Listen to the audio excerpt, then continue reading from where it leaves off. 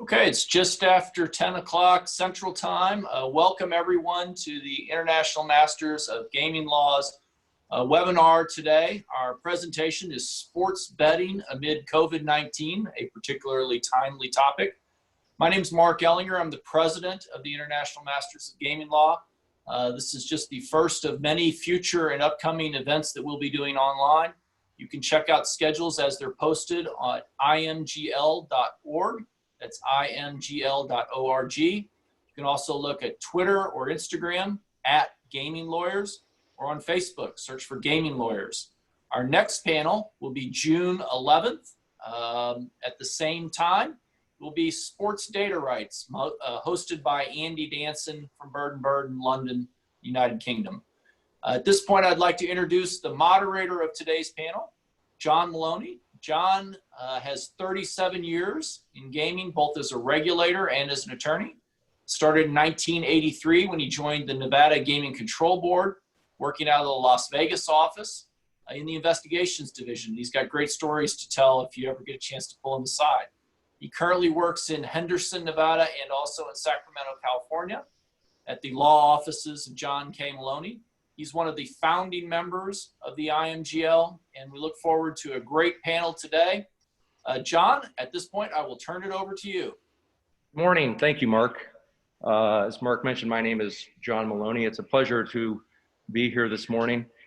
We'll be introducing the panel members in just a moment, but I want you to know that from a gaming regulatory perspective, decades and decades and decades of institutional knowledge. We couldn't have a better panel. We'll be talking this morning about online casino gaming, mobile sports betting. The issue has COVID-19 exposed weaknesses in our wonderful brick and mortar casinos. I know this weekend, Memorial Day weekend, 300,000 people should be here in Las Vegas. The best casinos, the best restaurants, the best entertainment centers, A++ gaming regulation, yet we're empty. The issue then is, does this further the thought process for and discussions on online casino gaming, mobile sports betting? Is it a good hedge position?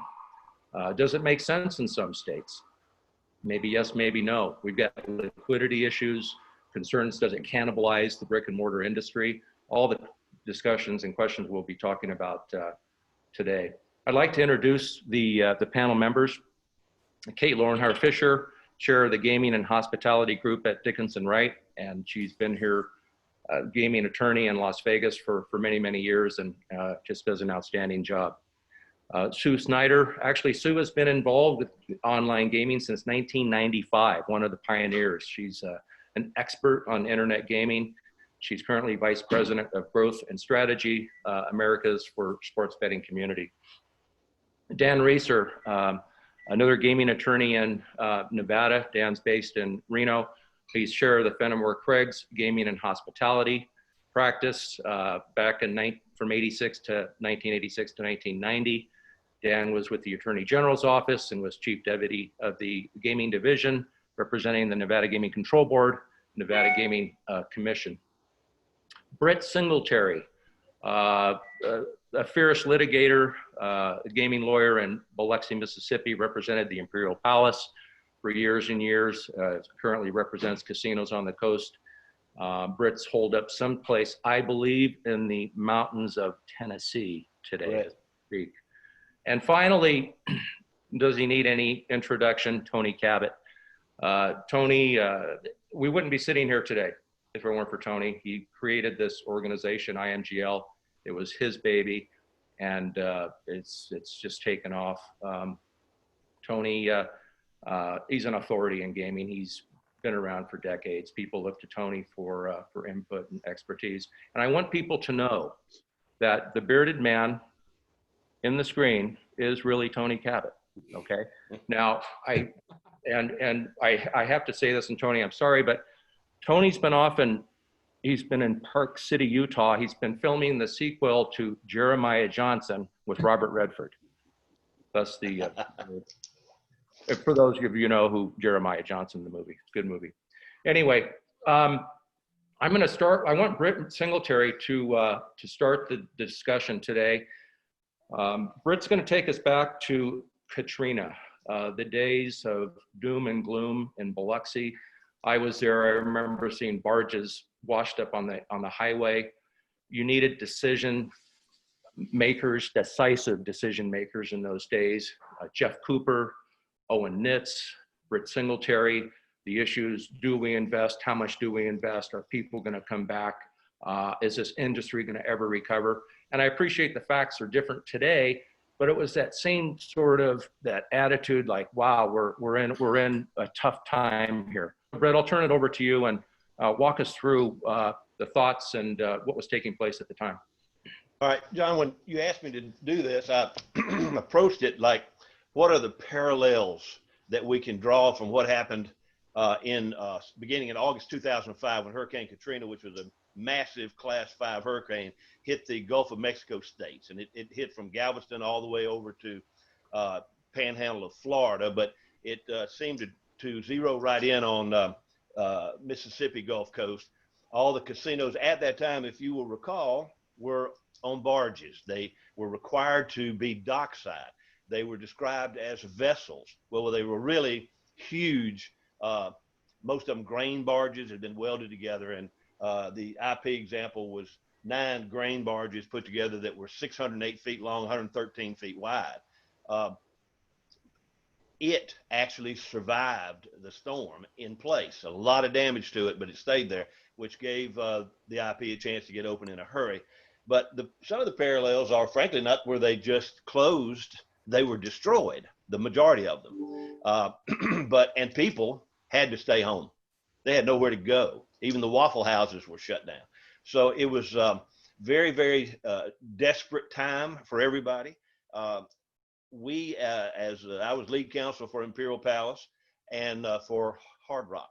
There were two different outcomes. Hard Rock was on the front beach, was hit hard and completely destroyed.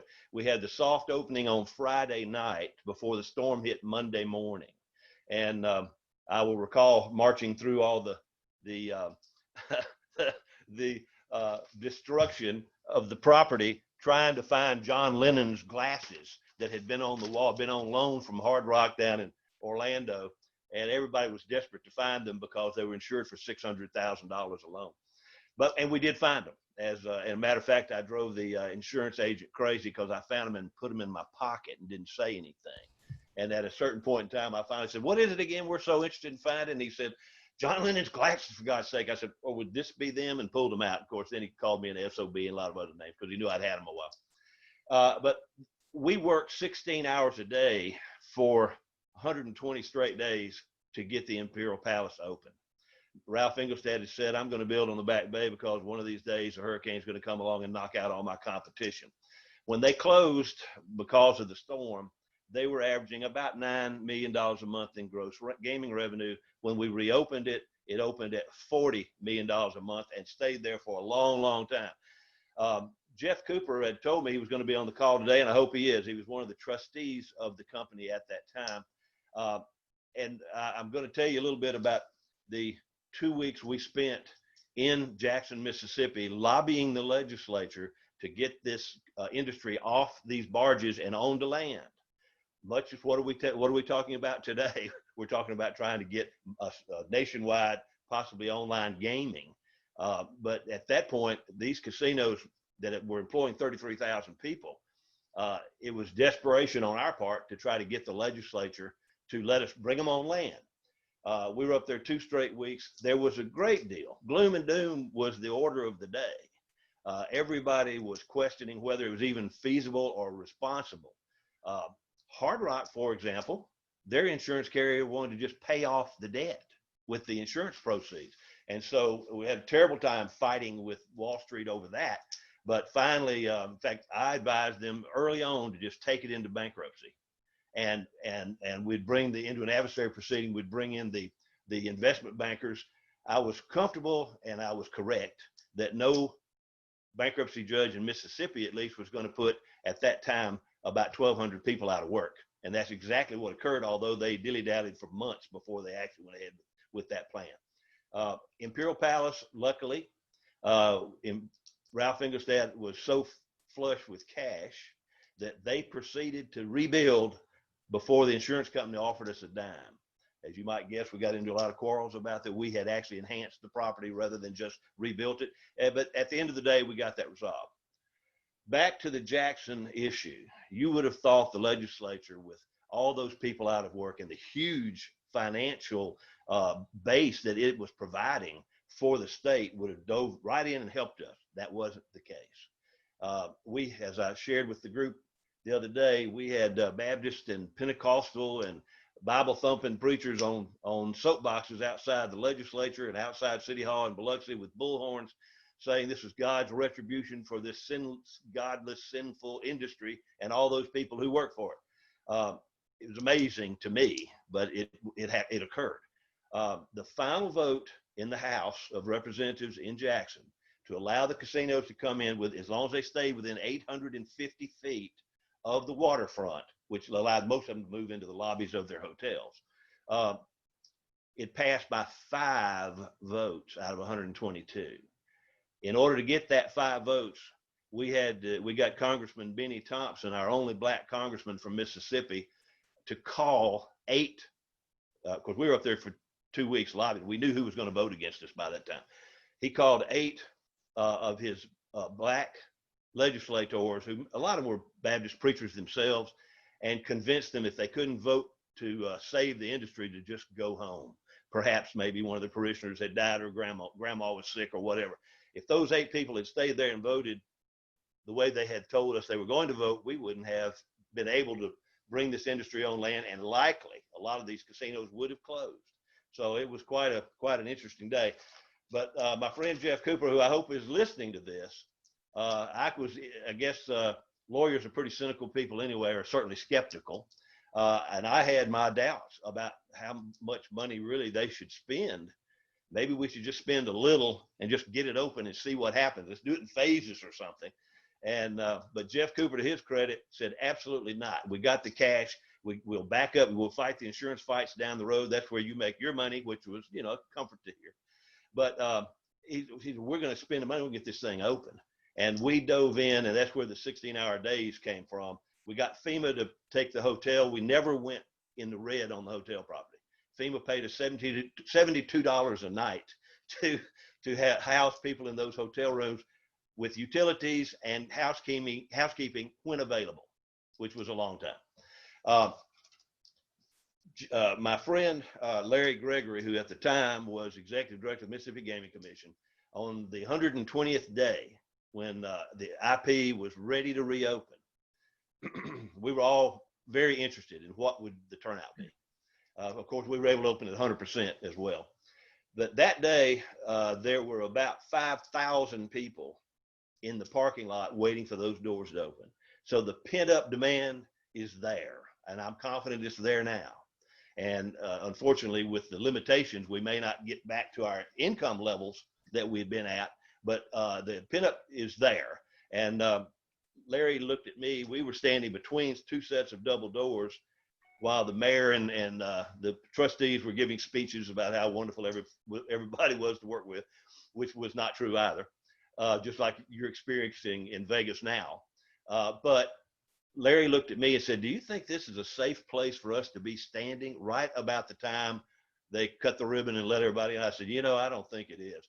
And that 5,000 people rushed those doors. We would have been stomped if we had stayed where we were. We got behind pillars, and people lined up 4 or 5 deep behind the slot machine chairs and the open places at the table games.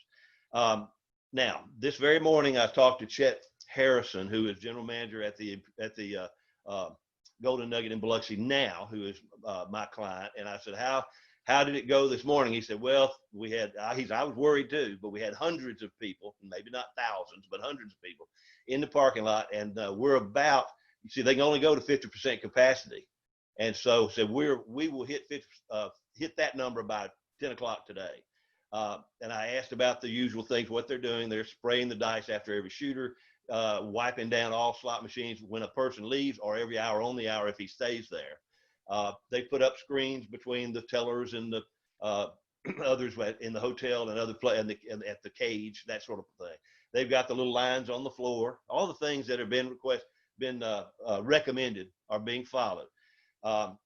We'll see what the take is at the end of the day. I'm sorry we won't be on there long enough for me to report that, but I'll probably send an email off to all you guys just to let you know.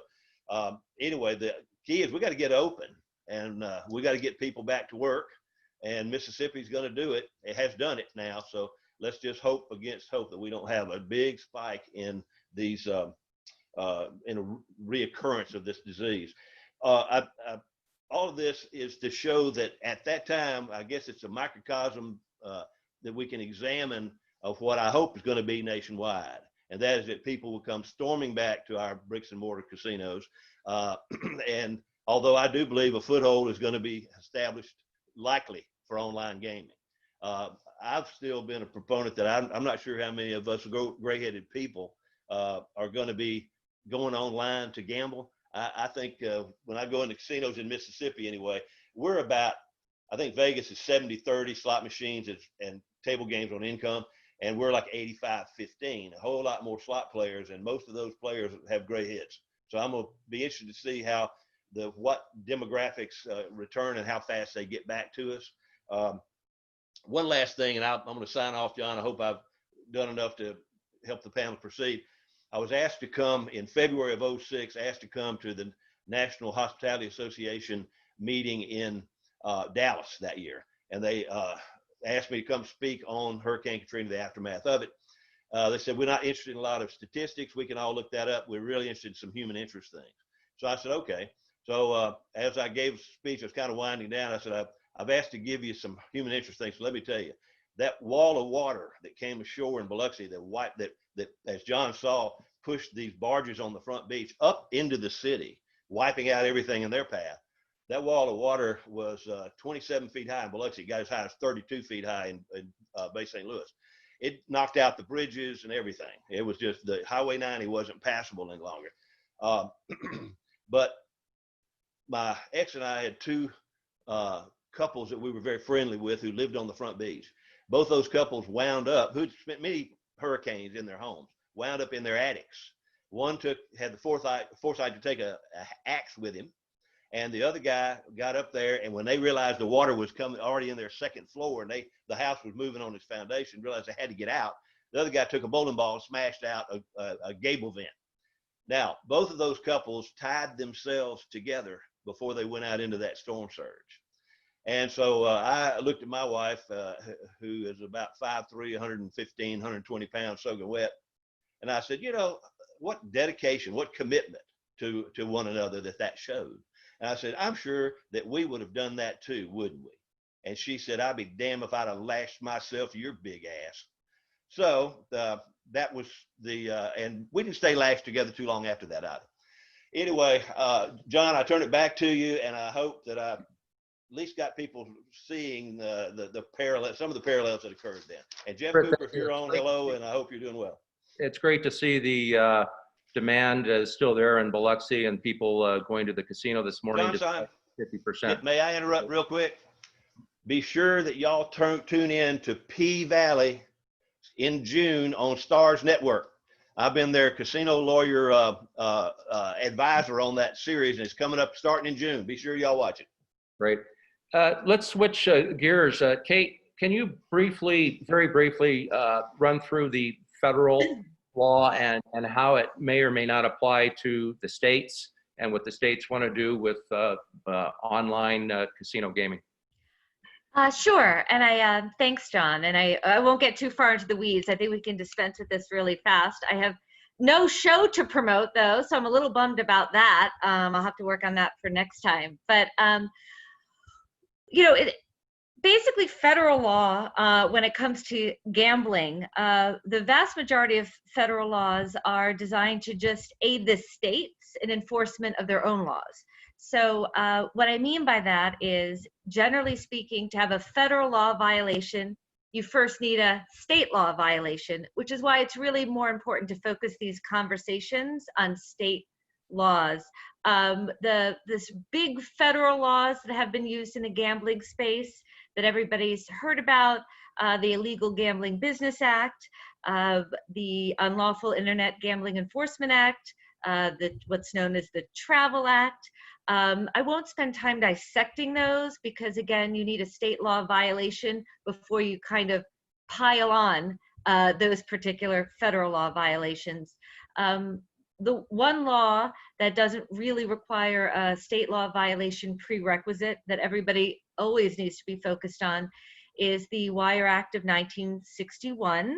And it is hilarious that in 2020, we are still talking about the implications of a law from 1961 that, couldn't have envisioned the internet in a million years. But most of the people on this call are probably very familiar with it. So I'll just flag that the Wire Act of 1961 applies to those in the business of betting or wagering, but we're talking about gaming companies who knowingly use a wire communication facility. In the olden days, we were talking about a phone, but we have agreed that the internet counts. And so anybody in the business of betting or wagering who knowingly uses the internet to transmit bets across state lines, information assisting in the placement of bets across state lines, although that has some exceptions, or a wire communication across state lines which entitles the recipient to money or credit based on the outcome of a bet. So it's basically a prohibition on transmitting bets or information in some cases across state lines. And so you don't necessarily need, although there is some dispute, an independent violation of state law to find a Wire Act violation. The only thing I will flag, which we could spend 2 hours talking about, and we won't, is there has been some dispute over the scope of the Wire Act. Our U.S. Department of Justice and the OLC has changed their mind a whole bunch of times. But I will say, generally speaking, the current status is that the Wire Act probably applies to sports betting only and probably applies to online interstate sports betting only. Although there is some dispute about whether the Wire Act applies to all forms of internet gambling, not just sports, and whether it could prohibit online intra-state gambling. But I think my money is on its interstate sports betting as the scope of the Wire Act, but there's a little murkiness there. And that's what I've got on federal law. Okay, thank you. Dan, as we discussed in San Diego in January, can you just briefly touch on Murphy decision and which allowed the states to move forward with sports betting if they chose to do so? Sure, John. So as a follow-on to what Kate was indicating, there was another federal law which didn't require any state predicate offense, and that was PASPA, the Professional and Amateur Sports Regulatory Act, that came into being in 1992. At the time, it grandfathered Nevada, Oregon, Delaware, and Montana, but everybody else was timed out and could not have sports wagering in their states. Fast forward to disputes starting in about 2015 between New Jersey and the feds. New Jersey ultimately brings the case under Christie and then Governor Murphy. And roughly 2 years ago, January of 2018, the US Supreme Court struck down PASPA and said that it was an unconstitutional act. And I'm not going to get into all of the reasons why, because I don't think that's the purpose of today's discussion. The purpose of today's discussion is what that allowed was each state to fashion its own vision or no vision for sports wagering within its borders. And in the 2 years hence, Murphy, we have 18 states that are up and running with some form of sports wagering, maybe brick and mortar, maybe brick and mortar and mobile, maybe only mobile, maybe tied to a brick and mortar license, but they've each of those 18 states have now 17 joined Nevada with some form of some form of sports wagering. And then at this point, we have another 8 jurisdictions that are somewhere in the process of going live. They have either 2 of them, South Dakota and Maryland, have ballot questions that'll be determined this fall. The other 6 are in some form. They've either adopted regulations but haven't turned on yet, or they are in the rulemaking process. So as we discussed in San Diego at Nickel G's in January, we probably are about a year out from having half of the states have some form of sports wagering. And one tribal, North Carolina tribal entities are working to get that online. I still stick by what I said in San Diego. It will be a long time before California and Florida, with their liquidity, will be online, because they are politically tied up, I think, for at least the next couple of years in trying to get something to market. Then based on your comments, Dan and Kate, and it's fair to say that from a federal point of view, there's nothing that would prohibit the states, for example, from operating sports betting. There would be nothing that would prohibit the states from running their own intra-state online casinos if the legislation was passed. So you can pretty much dispense with the federal side and as far as barriers. And so what I think we're talking about then is, what are the individual states doing? And does it make sense today with COVID-19 and looking at the vulnerabilities with the brick and mortar casinos to, is there a new thought process with online casino gaming in the respective states, and where does it make sense? So I want to go over to Tony. With one caveat, John, I think is important, because I think Kate would agree with me here. And that is, provided the state rings this activity at its borders, because the Wire Act is still out there and alive and kicking. So they've got to ring this, they have to do a geolocation technology to keep this inside the state borders. You are correct. Of course, yeah, the intrastate and the technology's there. The geolocation, it's not rocket science, and no one needs to use that as an excuse to not have, say, for example, online casino gaming. So I want to go to Tony Cabot. And Tony, could you, pre-COVID, what was the landscape in the various states as far as online casino gaming? We can start with that, and then we can talk about the sports betting. And Dan just touched on that with 18 states and then another 8 states that are looking at passing legislation. And by the way, Dan, I do agree with you on California. So, you know, I've been in the online casino space for quite a while. And I always kind of thought that at some point we'd start to have some momentum that was created.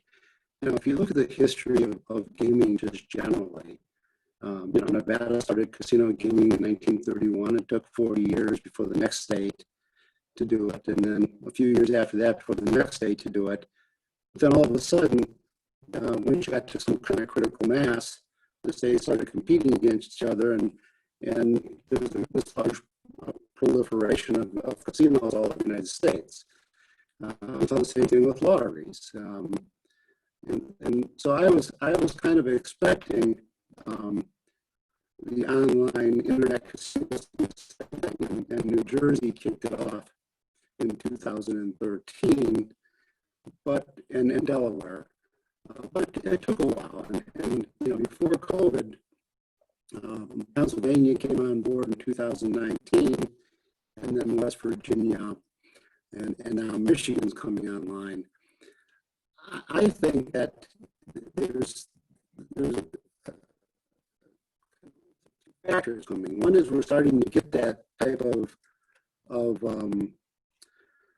concentration or momentum in internet gambling, combined with this COVID situation.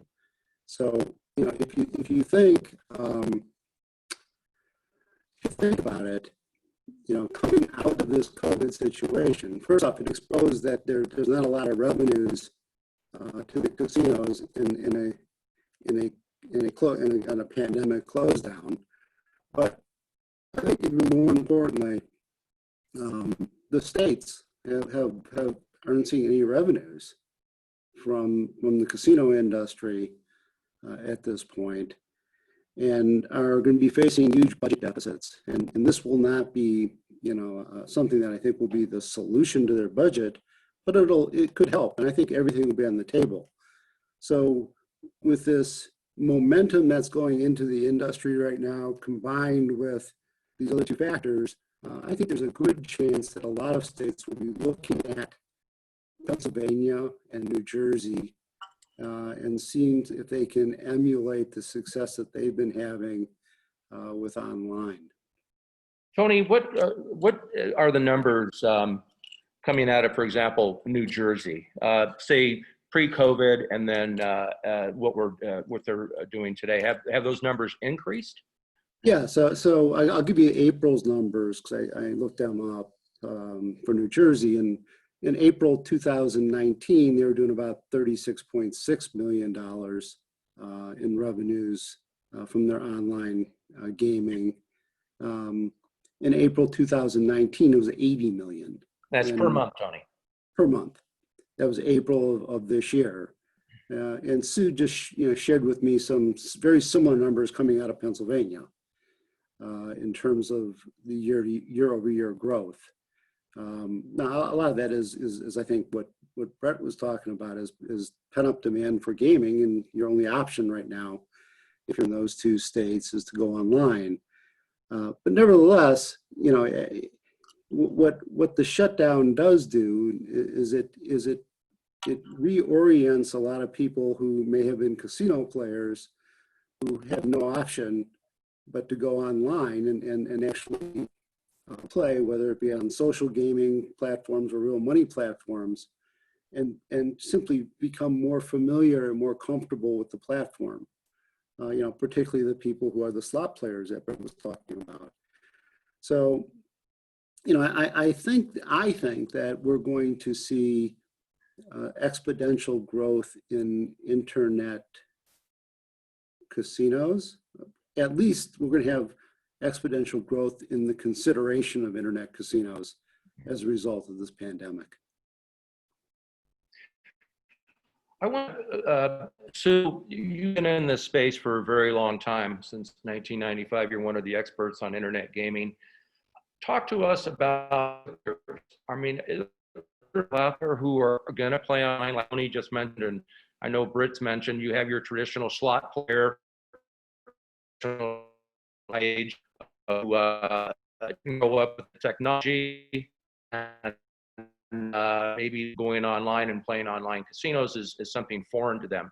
Do you see people educating themselves, and is there that big a need, or is there that demand that would push a lot of these traditional players into the internet space?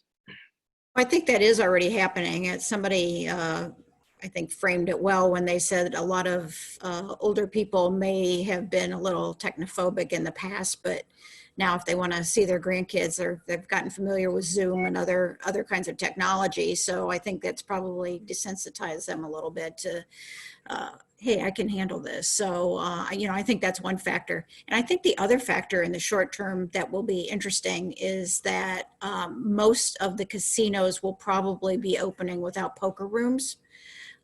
So if they are states that have online poker, I think you may see some blip in that too. But I think the conventional wisdom at this point is that there are states and maybe casino associations that may have not been advocating very hard for online in the past because they were concerned about the cannibalization and some of those other things which have been shown to be myths at this point. But I think there are some regrets out there because at this point it would have brought in at least some incremental income for them while they were shut down. I don't think anybody saw this total shutdown. And, and the irony as it relates to sports betting is, we now have 20 plus states that have legalized it, and we have had no product for 2 months. So, you know, that's been interesting too, looking at things like esports and other kinds of, you know, some of the weirder sports that are out there internationally. And so we'll see where all this takes us, but it's certainly been a lot of lessons learned. I open this up to all the panel members. What states are best positioned at this point in time to move forward in the online space? Is it those states that, for example, have authorized and are currently operating mobile sports betting? Are they in a better position, maybe from a regulatory point of view and from a technology point of view, to push the online casinos forward? I'd like comments. Could I jump in on that, just because I do think that there's a comfort level that some state legislatures and regulators have gotten now that have passed sports and with mobile, that, you know, they realize that those verifications are in place. They can do anti-money laundering, they can do ID verification, geolocation, age verification. All of those tools are there. So I think that they may go back and have a better comfort level to pass some of these, legalize some of these other products online then. And I think also, John, to that point, in those states where there is a robust acceptance of gaming as a entertainment and also as a partner in the economy. So in that kind of a jurisdiction, you're likely to see that as a more acceptable extension. If you're in a jurisdiction where there is a begrudging or less than full endorsement or embracement of it, you're going to see less acceptance of trying to extend or expand. Yeah, I think one of the things that we have to keep in mind is that a lot of the arguments that have been used to oppose internet casinos in the past had to deal with the allegation that it was not controllable through regulation. And that was that, you know, no matter what you did, you couldn't control minors playing, you couldn't prevent people from losing their house and things of that nature. You know, one of the things that we do see with New Jersey and Pennsylvania is that, you know, effective regulatory systems are possible. And once you have that, those arguments sort of fade away, and I think it really revolves around you know, a relatively straightforward political question, and then the question is do you have the support among your existing gambling operators, whether they be lottery or casinos or tribal enterprises, that you can effectively get legislation passed, and I think it's pretty much that equation anymore. And I agree with Tony on that. And I think what then is useful is Professor Thompson's veto model, which he's written a couple of articles about. And then those factors in the veto model will be, you know, things like social acceptance and organized crime, level of organized crime in the jurisdiction. But the veto model test will then become, I think, relevant as to whether a state does or doesn't extend into online. John, if I may, I'm seeing a few questions come through. So I wanted to make sure we're getting to all of those. I see a question inquiring about what about intermediate routing issue under the Wire Act and its possible application to in-state sports betting regimes by an overly aggressive Department of Justice. I think that's a very fair question. So what that question is getting at is, you know, even though we talk about geo-fencing around a state, there is really no way at this point to, you know, 100% ensure that there won't be any type of inadvertent routing outside the state, the packets and so forth. If I recall correctly, The case is Yaquinta, that stood for the proposition that even inadvertent crossing of state lines could form a predicate for finding a Wire Act violation. So I have always said that from a lawyer's perspective, if I were being exceptionally conservative and technical, that even online intra-state geolocation, geofencing, state of the art, it is theoretically possible that a very aggressive federal government could find the inadvertent routing across state lines to be a Wire Act violation. I think as a practical matter, it's probably pretty far-fetched that that would happen. But as a technical matter, sure, in theory it could. So I hope that answers Mr. Quigley's question. But I think it's a particular problem for payment processors. Mm-hmm. That's always been the concern, is that they crack down there. And a slight amplification on Kate's point, and we know that the Justice Department in 2002 sent then Chairman Nylander of the Control Board a letter advocating the exact position that Kate has said as an aggressive position. They didn't tell Nevada to halt anything, but they did take that position. I think also there's a second question, or now we have a third too. Dan, I have one quick point on the last one. Yeah. And the quick point is first off, the Federal Wire Act only applies to sports. So I don't care what they say, it only applies to sports. Therefore, when we start worrying about this issue, when we start talking about internet casinos, it would not apply. Okay. And the second point I have is they're wrong. Go ahead. Hey, Dan, before we go to the second question, I'd like to go to the third because it was a question that an issue I was gonna raise, and then we can go back to the esports question. But it's a question that we talked about, Tony, and we talk about New Jersey and $80 million a month, a lot of liquidity with the states. And we've also discussed, does then online casino gaming, does it make sense in Nevada? Where we talked about maybe the numbers, and I'm gonna throw it out to Dan and to Tony and to Kate, what sort of numbers would we be looking at in Nevada? And does it justify the, passing online casino gaming? And then you've got all the political issues along with it. So I'll open it up to you guys. Tony, you want to take the first swing? Well, yeah, I'll take first swing. Obviously, we're significantly smaller than New Jersey. Probably 20% of the population, probably maybe even less. So when you start to look at, what the potential numbers that we could generate in Nevada on an intrastate basis, I think the numbers are actually going to be quite low. So, I think there's a legitimate argument whether or not it's even worth it in Nevada, given our population size.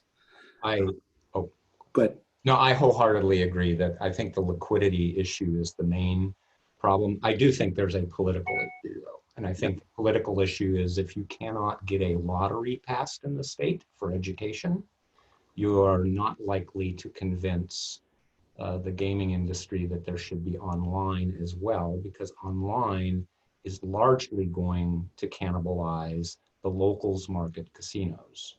And that is a large employer, and it's an employer in across all communities, not just on the Strip. And so I think there's some fairly significant political issues there too. Regarding the esports question, it's a good question. I was reading the paper here in Las Vegas the other day. Do you know what was the #2 betting activity at the sports? So you had I think the fighting, the martial arts. The #2 was Russian table tennis. It was, can you imagine? How far are we reaching? And so the question is, you know, is this an opportunity for esports and for betting on esports? And I open that up to the panel. Do you think there are touts that specialize in Russian table tennis, and are there odds makers out there that that's what they know? I will just comment that between, I think it was March 18th and the middle of April, the State Gaming Control Board had a series of authorizations of esports wagering in the state with some conditions, but they were up to, I think at last count, close to 12 approvals. They were also approving some other kinds of sports wagering. You know, there was Taiwanese baseball and that type of thing. But esports was definitely the largest number of new events within our statute that were approved. And so I think the answer to the question from the audience is, yeah, I think there will be an additional acceptance. I think as Tony has spoken many times, integrity will continue to be the primary issue here, and I think it is a reasonable concern. And I think that's where you see the conditions in these esports approvals from the State Gaming Control Board are trying to get at those integrity issues. Anybody else? No.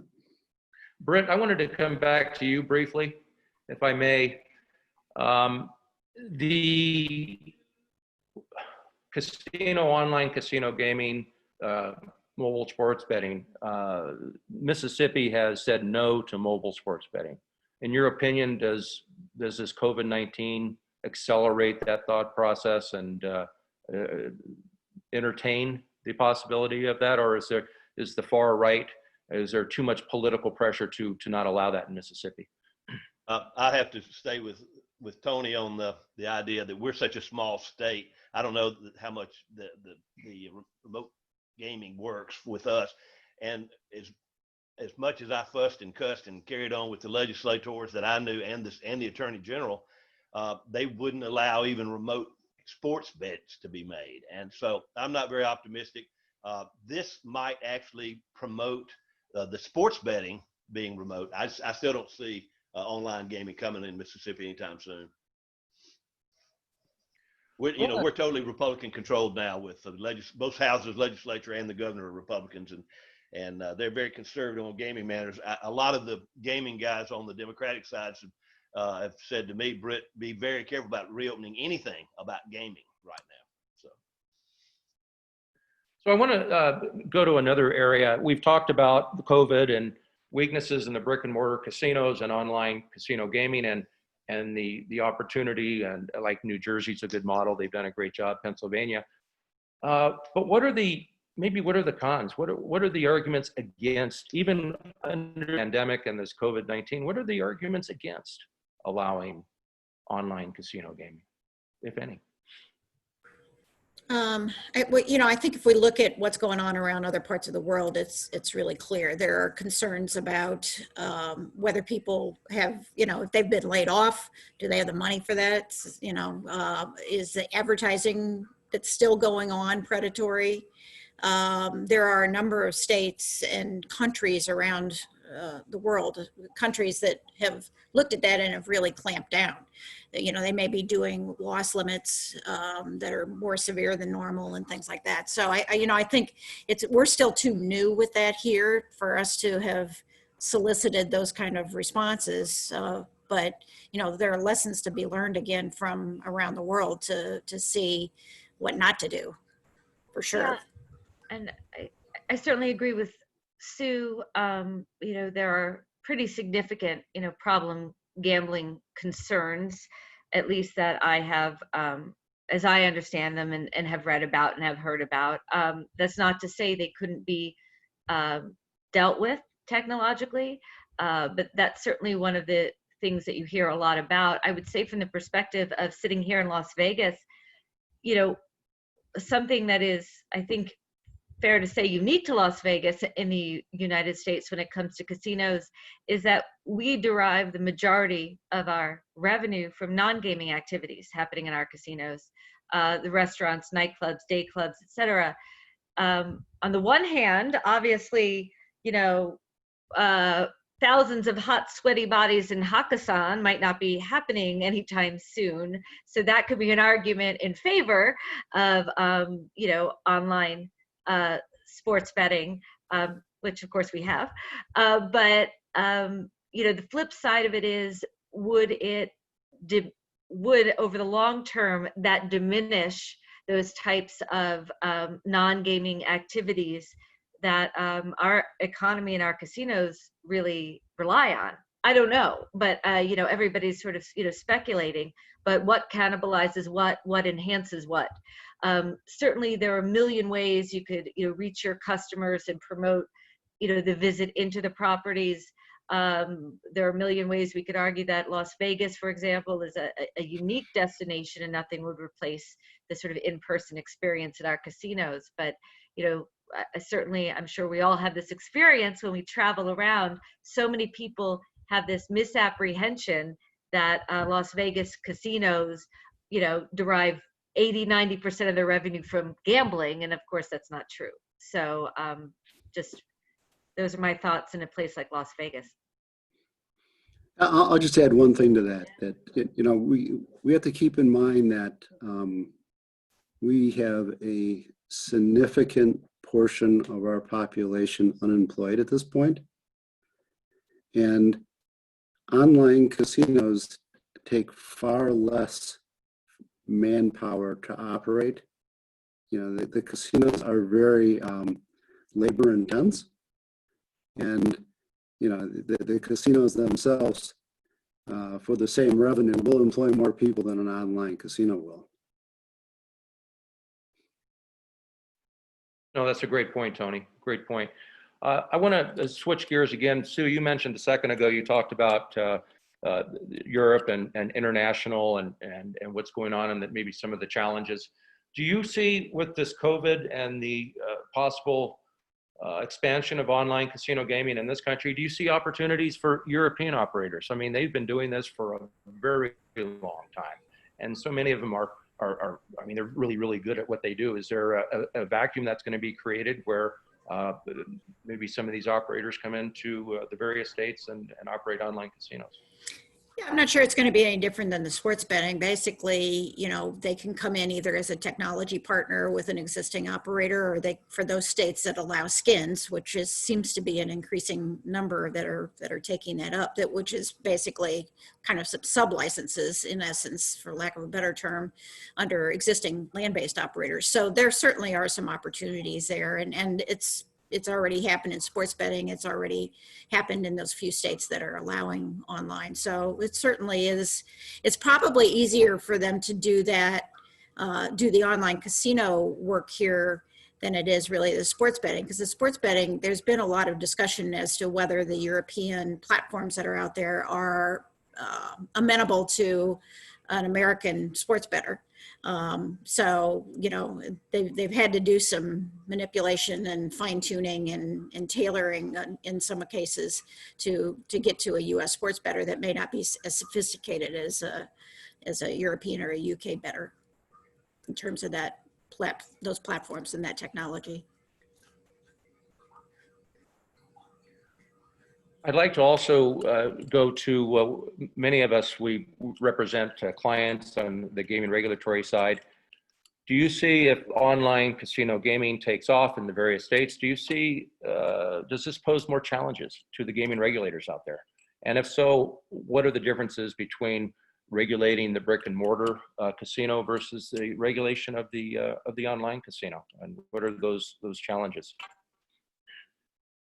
I'll take just a brief first comment. I think that the difference is pretty obvious, and that is a lot of the regulatory, first of all, from a licensing standpoint, no difference. You are still going to want to vet upfront the people, the financing, the business acumen and probity. But from an operational standpoint today, with largely focus on brick and mortar, you have large regulatory staffs that are primarily roaming around. They're either succumbent to in some jurisdictions, or in others they are roaming regulators to make sure that everything is being done in accordance with the regulations, and you have heavy audit determinations. When you go to the online realm, as Tony was pointing out, you really are going to move to regulating much more robust regulation of the technology.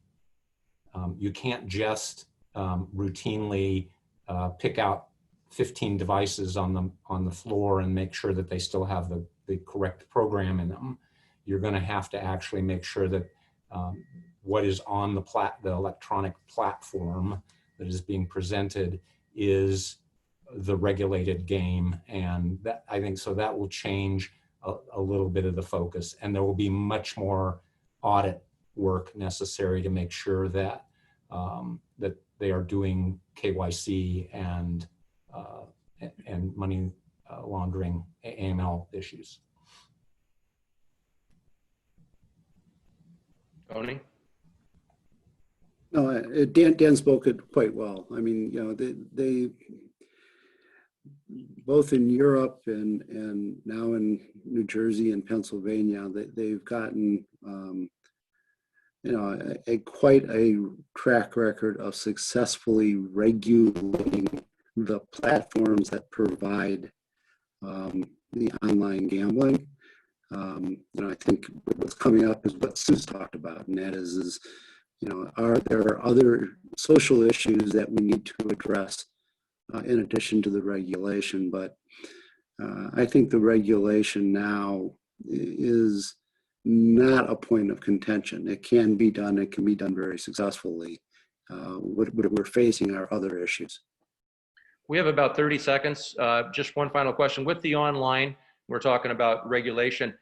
Does this create opportunities for other companies that may not be in this space right now? Are there other opportunities that the online would create? Tony, you mentioned jobs and casinos, and because the online doesn't need as many people, but does it create opportunities for other people and other businesses? Well, I think that what we're going to find, and we've seen it to date, is that the online casinos have always been done in conjunction with a land-based license. So obviously the land-based operators will have the opportunity. They don't necessarily have the expertise, and so they've been partnering with some of the online companies. And I think, as Dan mentioned when we talked a couple of days ago, some of the major suppliers like Psy Games and IGT and others, Konami and some others, do have product, and they do have the platforms, the ability to do it. We're also seeing, however, that other companies are coming in as well. Some of the companies have come in through the states legalizing sports wagering, but are also offering casino platforms. And so, they've partnered with some European companies to provide some of the platforms. So you see some of the European companies coming in basically through sports, then branching off into internet casinos. But the people who are doing that right now have clearly gotten the step on everybody else. I think it'll be much more difficult for anybody else as new states open to break into that market. But they'll try for sure. And I know I don't want to cut anybody off, but we're short on time. I think I've been told that Mark will be coming back on here. I'm here. Thank you, John. Great. Are we out of time, Mark? We are. I want to thank John. I want to thank you and your panel. It was a great job, very informative, lots of really interesting information as we kind of go into a brave new world. I want to thank everybody who's joined online. A couple of quick notices and reminders. Next week, next Thursday at 3 p.m. Eastern Time, that's 8 p.m. British Standard Summer Time, for those of you that are in the UK.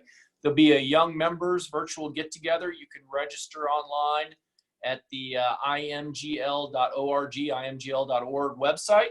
And our next webinar will be June 11th, the same time.